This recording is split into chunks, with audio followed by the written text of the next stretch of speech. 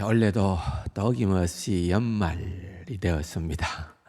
연말이다고 할 때에 세상 사람들은 그냥 이유도 없이 신이 납니다. 또 흥겨울 수 있습니다. 물론 코로나로 인해서 좀 많이 위축은 되어져 있지만은 그래도 사람들은 이 연말이다라고 하면은 좀 들뜬 분위기가 있습니다. 크리스마스 캐롤이 울려 퍼지고 또 화려한 장식들이 곳곳에 눈에 띄기도 하고 또 대형 백화점이나 그런 쇼핑몰 같은 데에는 또는 이름 있는 그런 식당들은 모르긴 해도 코로나와 상관없이 사람들이 북적북적 할 것 같습니다. 지난 월요일 날 모임이 있어서 초대를 받아서 부산에 해운대에 있는 이제 호텔 식당에 갔었습니다. 꽤나 비싼 식당입니다. 보통 서민들은 잘 먹기가 쉽지 않은 그런 가격인데 놀랐습니다. 저는 처음 가봤는데 밖에서부터 쫙 줄을 서서 기다리고 빈자리가 없을 만큼 차고 넘쳐서 정말 경제가 어렵다 이런저런 코로나다 이런 것들이 무색할 정도로 그렇게 사람들이 메어 터지고 있었습니다. 참 대단한 나라에 살고 있다 그런 생각도 하게 됩니다만은 그러나 어찌되었든지 간에 전 세계가 비슷할 겁니다. 연말이 되어지면은 이렇게 세상적인 그런 흥겨움이 있습니다. 그 의미를 아는지 모르는지 또 일부러 그 의미를 생각하지 않을 수도 있고요. 이것이 성탄절이기 때문에 그렇다 하지만은 정작 성탄절이라고 할 때에 거기에는 이 땅에 우리를 구원하시고자 오신 예수 그리스도 메시아 그분이 당연코 주인공임에도 불구하고 그분은 점점 뒤로 희미해져 가고 사라져 가고 또한 보이지 않게 되고 다른 많은 것들이 그 자리를 대체하는 그런 일들을 우리가 해마다 경험을 하게 되는 것입니다. 메리 크리스마스라고 그렇게 우리가 인사를 하지 않습니까? 그런데 크리스마스라는 말은 예수님을 예비한다는 말이고 메리라는 말은 기뻐하는 그런 표현이지요. 그게 어떤 의미에서는 만국 통상어처럼 이제 메리 크리스마스라고 하는 것이 일상적인 그런 어떤 인사말이었는데 왜 거기에 예수 그리스도가 들어가느냐? 그래서 사람들은 요즘 바꾸어서 인사들을 합니다. 해피 할러데이 그럽니다. 해피 할러데이. 그냥 즐거운 공휴일이다 그 말입니다. 우리에게는 그냥 예수님이 상관없는 연말이고 즐거운 공휴일이지 메리 크리스마스가 아니다는 거예요. 그래서 그것 때문에도 미국만 하면은 굉장히 좀 여러 가지로 소동이 있기도 합니다. 그 용어를 사용하는 것이 맞느냐 아니냐 이런저런 얘기들을 우리가 심심찮게 들어보기도 했던 것입니다.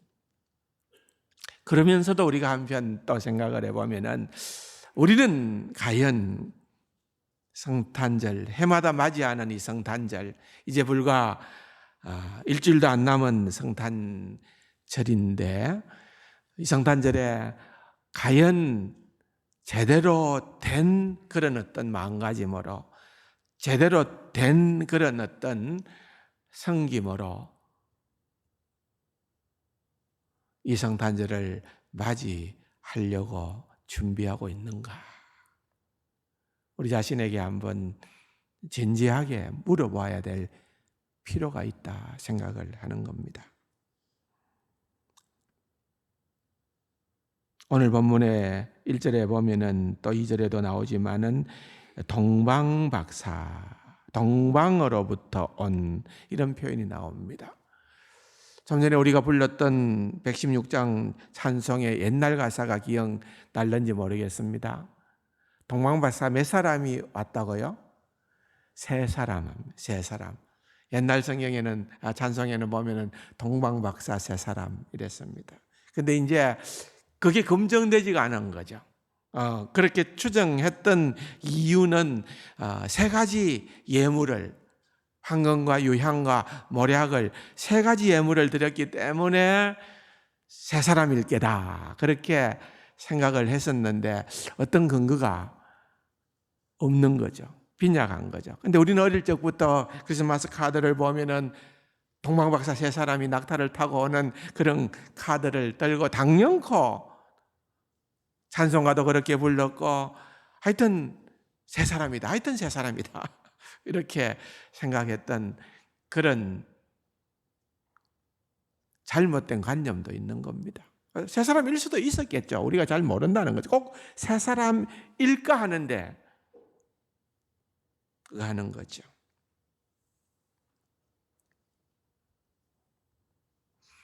또 우리는 동방박사 세 사람이 어디에서 아기 예수님에게 경배를 했다고 일반적으로 생각하는가 하면은 예수님이 탄생하신 그 마구간을 연상을 하는 거예요.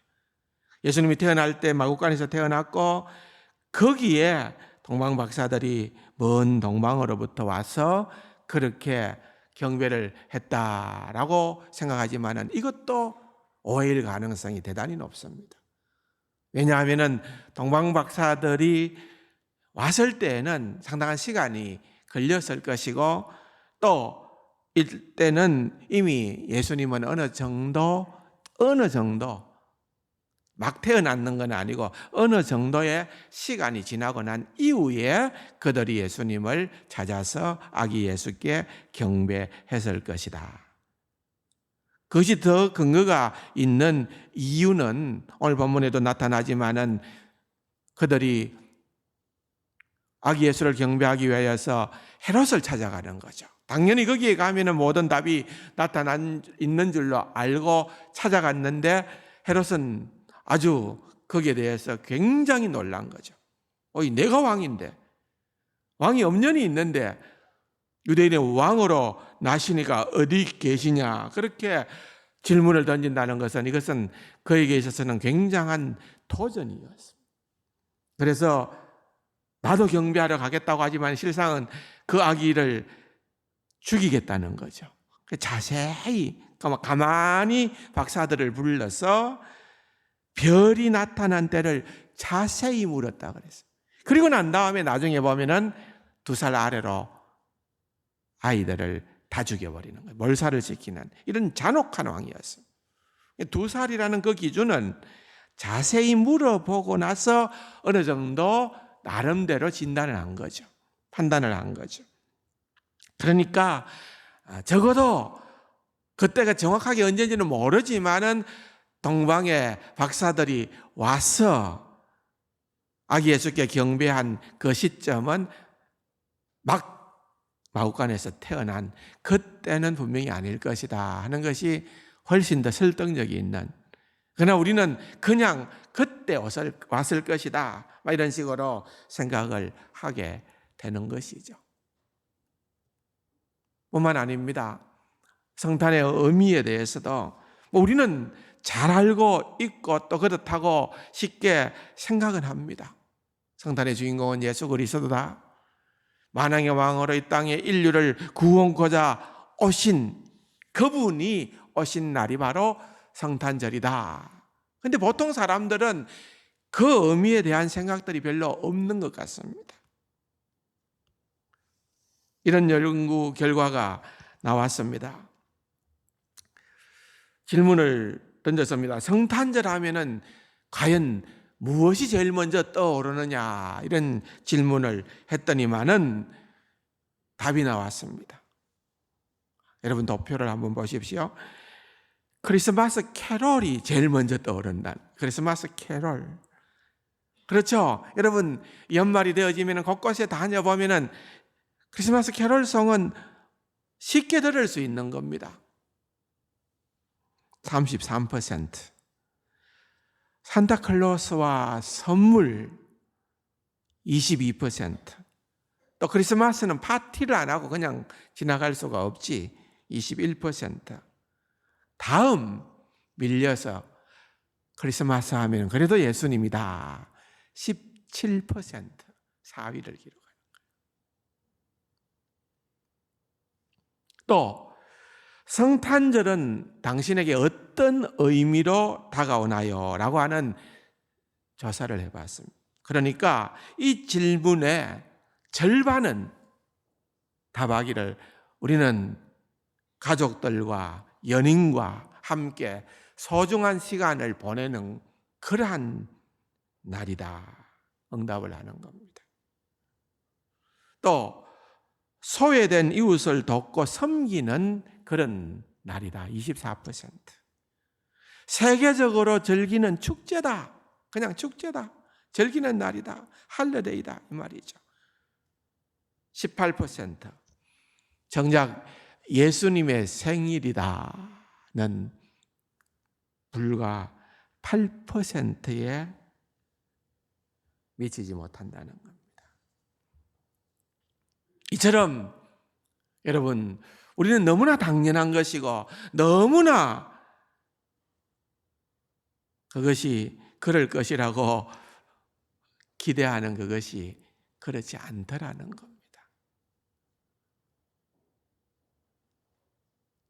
사람들은 성탄절에 그 주인이신, 그 주인공이신 예수님에 대한 관심이 점점 줄어 들어간다는 겁니다.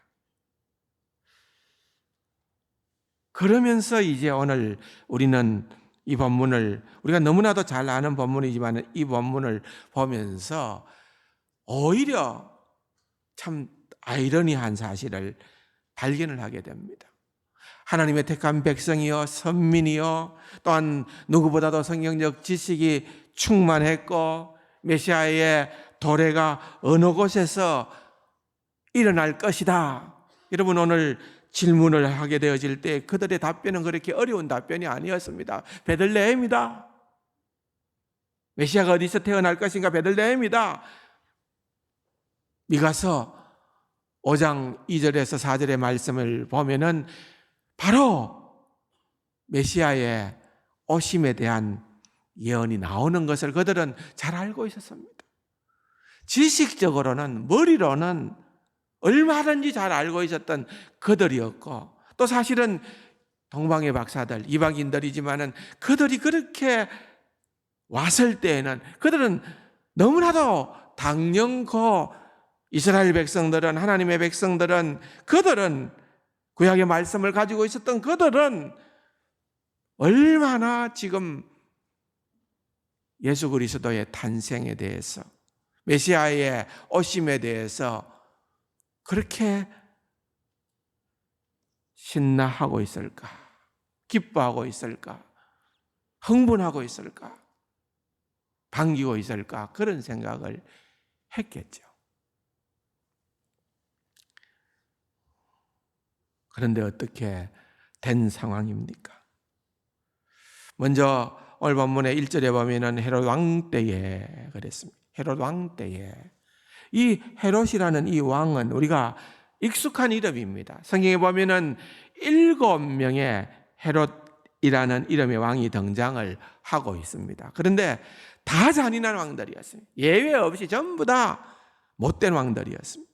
그런데 그중에서도 최고봉은 오늘 2장에 나타나는 헤롯 대왕인 이 헤롯 왕이었습니다. 어느 정도로 악한 왕이었는가? 역사적으로 볼 때 그는 자기의 왕권을 유지하기 위하여서 아내도 죽이고 또 새 아들도 죽이고 장모도 죽이고 천왕과 삼촌까지도 다 죽여버렸습니다. 북쪽에 누가 생각이 나지? 비스무리한 것 같아요. 왕권을 유지하기 위해서는 주변에 조금이라도 위협이 될 만한 이들은 다 처리를 하는 거예요. 잔혹한 그러한 왕이었습니다. 세상을 칼로 다스리면서 백성들을 무자비한 공포로 몰아넣었던 대표적인 그런 잔인한 왕의 대명사가 되는 인물이었습니다. 아이러니하게도 그와 같은 시대에 주님이 오셨다는 거예요. 어떤 왕으로? 평화의 왕으로. 평화의 왕으로. 이 땅에 오신 그분이 바로 메시아이신 예수 그리스도라 그 말입니다. 그 헤롯 왕 때에 예수께서 유대 베들레헴에서 나심에 동방으로부터 박사들이 예루살렘에 이르렀다. 한 절은 굉장히 짧은 절이기는 하지만은 여러분 이때의 동방이라는 것은 바벨론 지역을 의미하는 거예요. 그 당시에 동방은 바벨론 지역입니다. 그렇다고 하면은 적어도 그 거리는 1600km가 넘는 거리입니다. 얼마나 긴 거리입니까? 서울과 부산 왕복하고도 한 번 더 가야 되는 그런 머나먼 길을 좋은 길도 아니었겠지요. 진짜 우리가 찬송을 불렀던 것처럼 산을 넘고 물을 건너고 광야를 헤매고 정말 여러분 낙타를 탄다 해도 그 거리는 산줄적으로 막 그냥 계속 온다 하더라도 40일이 걸릴 만큼 그러한 노력으로 이들이 왔다는 겁니다. 물론 여기에 박사라고 하는 이 말은 우리가 일반적으로 지금 생각하는 그런 의미의 박사는 아닙니다. 쉽게 말하면은 점성가들입니다. 점성가. 근데 그 당시의 점성가들은 굉장한 지혜자들이었습니다. 다니엘서 2장에 보면은 다니엘이 하나님께서 주신 지혜를 가지고 말씀을 풀고 꿈을 해몽하고 그렇게 하는 가운데에서 결국은 그 당시에 바벨론의 온 지방을 다스리는 지혜자의 어른으로, 그 지혜자의 어른이라는 말은 라브라고 하는 히브리 말인데 그것은 영어로는 칩이라는 말이에요. 우두머리로. 모든 지혜자의 우두머리. 근데 그 지혜자가 누구냐? 점성가들을 의미하는 거예요. 상당한 권력을 가지고 왕 곁에서 왕을 보필하는, 보좌하는 그러한 최고의 인물들이 바로 그 당시의 점성가들이었습니다. 바로 그런 자들입니다. 어떻게 이들이 지금 예수 그리스도께서 탄생하셨다는 그 놀라운 소문에 그것도 그들이 하늘의 별을 보고 뭔가 징조를 깨달아서 그렇게 왔느냐? 우리는 짐작해 볼 수가 있는 것이죠. 왜냐하면 남유대의 멸망이 주전 586년에 바벨론 침공으로부터 비롯되어졌고 사실은 그에 앞서서 1차 침공, 2차, 3차에 완전히 예루살렘이 남유다가 멸망을 하게 되지만은 그런 가운데에서 1차 포로로 갔던 다니엘과 세 친구들 사드락과 메삭과 아벳느고 그리고 2차 침공의 때 뿔 떨려갔던 에스겔과 또 실력자들 그리고 마지막에 또 잡혀가게 된 에레미야와 이런 인물들이 사실은 바벨론에 가서 그들은 그냥 단순한 포로로서의 생활을 했던 것이 아니라 그들은 거기에서 상당한 영향력을 가지고 있었던 인물들입니다. 그렇기 때문에 여러분 적어도 다니엘이 그런 지혜자들의 어른이 되었다라고 하는 그 말은 그가 거기에서 상당한 영향력을 발휘했다는 것. 어떤 영향력요? 하나님에 대하여서 증거할 수가 있었고 구약 성경을 그들에게 전수도 할 수 있었을 것이고 또한 그들에게 메시아 사상도 줄 수가 있었던 거예요. 그래서 그때 이 놀라운 구원의 소식을 듣게 된 그들은 거의 500년이 지난 그때까지도 그 믿음을 가지고 있었던 거예요.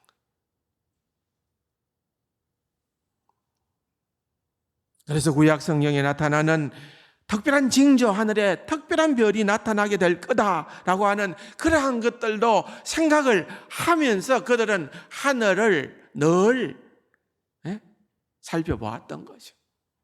근데 놀랍게도 어느 날 전혀 생소한 너무나도 특별한 새로운 별이 그들에게 보여지게 된 겁니다.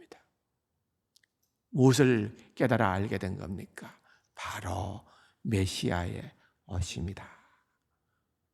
이것이 특별한 징조인데 이것은 곧 그들이 그토록 기다려왔던, 그토록 사모해왔던 그러한 메시아의 도래다는 것을 알게 되어졌고 그 별을 보는 그 순간에 그들은 그동안에 갈망하고 기다리고 기다리면서 준비했던 최고의 선물들을 가지고서 엄청난 길을 지금 준비하며 예루살렘에까지 이르게 되어졌고 마침내는 베들레헴에서 아기 예수를 경배하는 그 놀라운 은혜를 누리게 되어진 것입니다.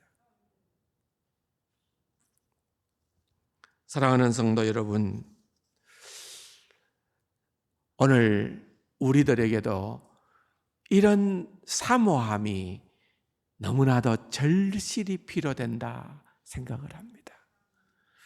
여러분, 우리가 너무 틀에 박힌 신앙생활을 하는 것이 아닌가.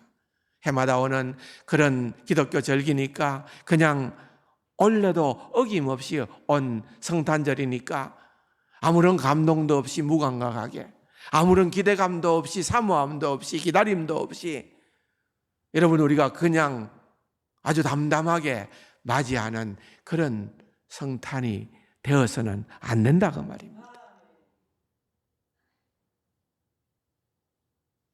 성령은 사모하는 자에게, 찾고 찾는 자들에게, 진정으로 사랑하는 이들에게 주께서 찾아오시고 만나 주신다고 약속하셨습니다. 오늘날 우리가 어떻게 보면은 코로나로 인해서 자꾸만 변명할 것들이 많아지는 것 같습니다. 이들은 그 어려운 환경 가운데에서 주님을 만나고자 1600km를 그 머나먼 길을 왔는데 여러분 우리는 어떻습니까? 예배하기 위하여, 주님을 만나기 위하여 우리가 도대체 어느 정도 희생을 기쁨으로 감수하는가? 우리는 조금만 구실이 생기면은 그냥 그걸 이용해서 자신을 스스로 합리화하고 있지 않는가? 주님을 예배하고 주님을 만나고 주님 앞에 나아오는 것은 그 무엇과도 바꿀 수 없는 우리에게 있어서, 우리 인생에 있어서, 나의 삶에 있어서 최우선 순위가 되어야 한다는 것. 결코 양보하지 않는 그러한 우리의 가장 소중한 가치라는 것. 여러분 다들 기억하시지 않습니까? 옛날에 우리의 부모 또는 할아버지 할머니, 우리의 선배, 우리의 다 조상들은 어떻게 신앙생활을 했습니까? 정말 수많은 박해와 어려운 가운데에서 새벽기도 한번 참석하기 위하여서 나이 드신 그런 분들이 정말 고생고생해 가면서 그렇게 머나먼 길을 둘러서 교회가 없는 마을에서는 교회가 있는 마을까지 오는데도 결코 쉽지 않는 그런 환경 가운데에서라도 주님을 예배하는 일을 소홀히 하지 않았습니다. 그렇게 찾는 이들을 주님께서 실망케 할 일이 없는 거죠.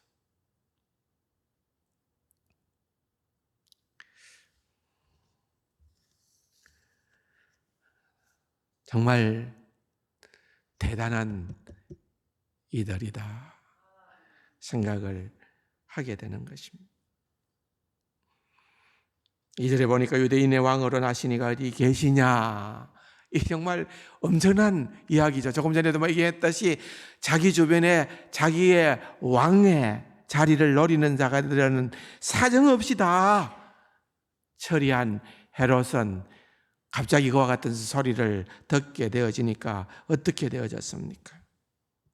3절에 보니까 헤롯 왕과 온 예루살렘이 듣고 소동한지라.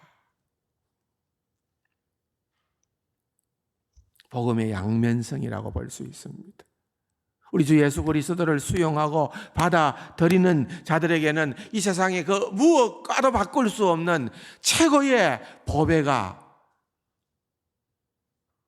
복음의 기쁜 소식이지만은, 그러나 여러분, 세상은요 어두움에 속한, 세상 사람들은 절대로 자기의 것을 희생하거나 양보하거나 손해보려고 하지 않기 때문에 어두움은 어두움을 그대로 간직하려고 하는 것입니다.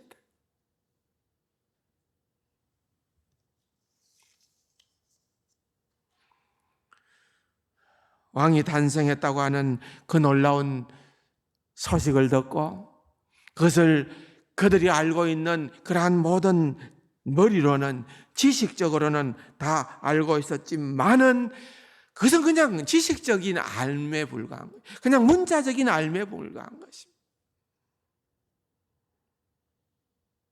요한복음 1장 5절에 보면은 빛이 어둠에 빛이 되어 어둠이 깨닫지 못하더라. 빛이 아무리 비치더라도 어둠에 속해 있을 때에는 그 빛을 깨닫지 못하고 알지 못하는 것입니다. 우리의 영안이 어두워지고 우리의 영적인 귀가 막히게 되어지면 어떠한 복음의 메시지를 듣는다 하더라도 그것이 들려지지가 않는 겁니다.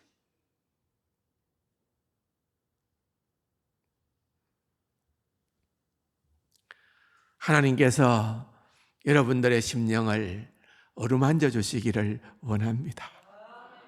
주님에 대한 사모함이 간절하고 주님을 기다리고 또 기다리는, 언제나 그런 마음으로 예배하고 그런 마음으로 연말을 맞이하고 성탄절을 맞이하는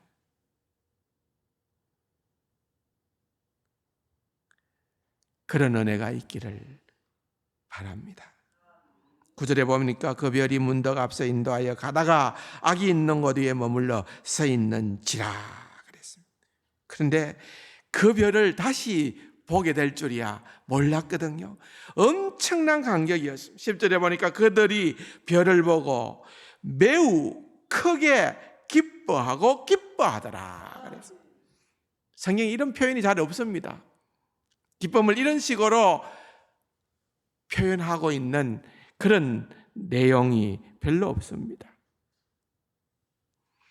얼마나 기뻐하고 있는지, 진짜 우리가 헛고생한 것은 결코 아니었구나, 우리가 그렇게 오랜 기간 동안에 생고생을 하여서 이까지 왔는데 결국은 우리의 희생이 가치가 있었구나, 우리의 헌신이, 우리의 기다림이, 우리의 열정이 되었구나. 이 기쁨이 그들에게 충만하게 된 줄로 믿습니다. 누가복음 2장에도 보면은 보라 내가 온 백성에게 미칠 큰 기쁨의 좋은 소식을 너희에게 전하노라. 그 큰 기쁨의 좋은 소식이 뭡니까? 그건 오늘 다윗의 동네에 너희를 위하여 구주가 나섰으니 곧 그리스도 주시니라 그랬습니다. 어두움의 세상, 메말랐던 대지, 갈급한 그러한 이 땅 위에 유일하게 희망을 주는 것은 우리 주 예수 그리스도의 오심이라는 겁니다. 예수 그리스도. 그분을 기다리고 그분을 사모했던 자들에게 있어서 이런 놀라운 은혜가 그들에게 주어지게 되어졌다 그 말입니다. 진정 그들의 반응은 어떠했습니까? 11절에 보니까 집에 들어가 아기와 그의 어머니 마리아가 함께 있는 것을 보고 엎드려 아기께 경배하고 보배압을 열어 황금과 유향과 모략을 예물로 드리니라. 얼마나 귀한 것 준비했겠습니까? 그토록 먼 길을 올 만큼이나 그들이 열정을 가졌다라고 한다면은 그들이 준비한 그 예물은 얼마나 귀한 보물이었겠습니까? 예. 오늘 우리가 찬송을 불렀는데 베들레헴 임금께 나는 황금 드리고 거룩하신 구주께 나는 유향을 드리고 주의 죽을 몸 위에 나는 모략을 드린다. 그 의미가 그런 의미가 들어 있는 거는 맞아요. 예, 황금은 왕을 의미하는, 또한 유향은 예수 그리스도의 대제사장됨을, 예수님의 신분이 어떠함을 보여주는 말이고, 모략은 두말할 나위도 없이 그것은 장사 지내는데 사용되어졌기 때문에 예수 그리스도의 생애를 전체적으로 표현한 것이다 라고 그렇게 이것을 해석하고 설명하고 노래하는 것도 충분한 일리가 있다고 봅니다. 그런데 사실 그들이 그런 중심으로 이 예물을 준비했는지 안 했는지 그거는 모르겠습니다. 나중에 가서 한번 물어보십시다. 잘 모르겠어요. 그러나 한 가지 분명한 것은 누가 뭐라 해도 그 의미를 가장 축소시키고 가장 작게 한다 하더라도 가장 귀한 것, 가장 값진 것, 가장 최고의 것, 그것을 드렸다는 겁니다. 예배는 받는 것이 결코 아니라는 사실입니다. 진정한 최고의 예배는 섬기는 것이요, 드리는 것이라는 거예요. 과연 우리를 구원코자 하나님께서 물론 동방의 박사들의 그 귀한 보물을 받아 주셨겠지만은 그것과 비견할 수도 없을 정도의 인생 최대의 최고의 선물이신 예수 그리스도를 이 땅에 보내어 주신 그 선물을 이제 동방 박사들뿐 아니라 저와 여러분도 받아서 소유하고 누리고 있다면은 여러분, 우리가 드릴 예물은 과연 무엇일까요? 사랑하는 성도 여러분, 이런 말이 있습니다. 우리가 하나님을 제대로 경배하면 경배 자체가 하나님의 살아계심을 보여주는 증거가 되는 것이다. 제대로 경배하면, 우리가 하나님을 제대로 경배하면, 제대로 예배하면은 우리의 예배 자체가 하나님의 살아계심을 보여주는 증거가 된다는 말입니다. 동방 박사들은 제대로 우리 주 예수 그리스도를 경배한 자들인 줄로 믿습니다. 이제 우리도 이번 토요일 되면은 성탄절 또 감사 예배도 드립니다. 이제 갑자기 또 코로나가 또 이렇게 여러 가지로 위드 코로나에서 다시 제한된 그런 어떤 것들이 있어서 고민을 하다가 우리가 성탄 예배라든지 특별한 예배는 딱 한 번만 드렸거든요. 그런데 그렇게 하지 말자. 우리가 이거 수칙 좀 지키고 하자. 그래서 2부, 3부로 드릴 겁니다. 이번 토요일 날 성탄 감사 예배도 2부와 3부 시간에 같이 예배를 드리고, 그래서 저희들이 지금 규정에서는 맥시멈으로 참여하는 숫자를 200명 잡습니다. 200명까지는 문제가 없어요. 근데 사실 이거 우리가 또 안 지키면은 또 뭐 별일 없으면 괜찮은데, 확진자가 예배를 참석했다 하면은요, 제가 지난 화요일 날 이사회가 있어서 참석을 했는데, 제가 이제 감사하고 또 장로님 감사가 한 분 계신데 못 오셨어요. 왜 못 왔느냐 보니까 주일날 그 교회에서 예배를 드렸는데 확진자가 다녀가가지고 전체가 다 검사를 받고 음성이 나오기는 나왔는데 그래도 집에 머문다는 거예요. 한 명이라도 더 발생하면은 폐쇄를 합니다. 일단은 공간을 폐쇄를 해요. 그러다 보니까 어쨌든 우리가 최대한 수칙을 지켜주는 게 좋습니다. 여러 가지로 어려운 가운데서지만은 그런 가운데에서도 우리가 정말 최선을 다해서 주님 앞에 예배하고 사모함으로 예배하고 기다리고 그런 중심으로 예배하고 주님을 찾는 나의 최고의 것으로 주님을 찬양하는 귀하고 복된 우리 세강 가족들이 다 되기를 주님의 이름으로 축원합니다. 참 좋으신 우리 아버지 하나님 감사합니다. 동방 박사들이 우리에게 보여준 귀한 예배의 모범을 우리도 잘 준행하여 우리의 예배하는 모습이 하나님의 살아계심을 증거하는 그 자체가 될 수 있는 은혜를 허락하여 주옵소서. 예수님의 이름으로 감사기도 드립니다. 아멘.